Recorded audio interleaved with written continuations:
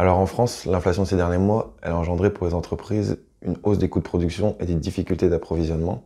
Et ça peut avoir un impact négatif sur les marges de ces entreprises, parce qu'elles vont avoir du mal à répercuter leurs coûts sur leur prix de vente. Du coup, dans ce contexte, le pilotage de la trésorerie, c'est un élément essentiel pour l'entrepreneur, parce que ça va démontrer la capacité que l'entreprise a à générer suffisamment de liquidités pour couvrir ses dépenses et ses projets d'investissement.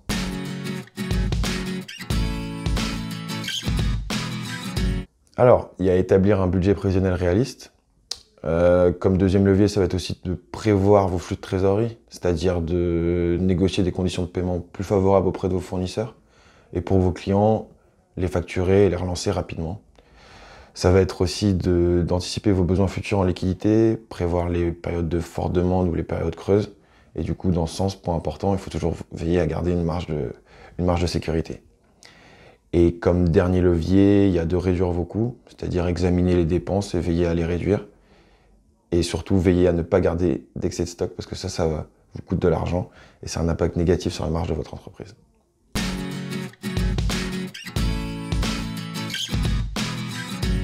Alors, vous avez deux indicateurs clés. En premier, vous avez le besoin en fonds de roulement, votre BFR. Et ça correspond à la liquidité dont l'entreprise a besoin en permanence pour financer son activité. À côté de ça, lié à ça, vous avez du coup le fonds de roulement. Ça, c'est les ressources dont dispose l'entreprise à moyen et long terme pour financer cette activité. Et du coup, la différence entre les deux, le fonds de roulement moins le besoin en fonds de roulement, ça vous donne votre trésorerie nette. Ça va être l'ensemble des sommes disponibles à court terme.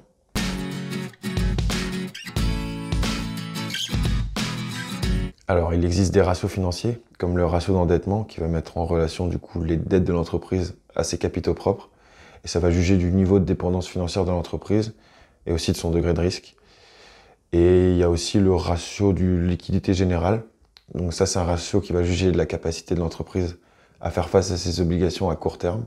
Et du coup, ça met en relation ses actifs liquides, l'argent dont elle dispose, à ses passifs à court terme. Donc c'est ses dettes à moins d'un an.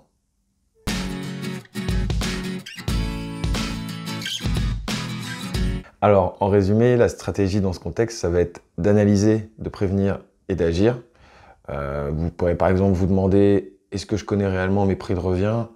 Quelle est la capacité de mon entreprise à accepter une baisse de marge, même temporaire? Est-ce que mes clients vont accepter une hausse des prix? Quel prix de vente je dois fixer si ma hausse des charges continue?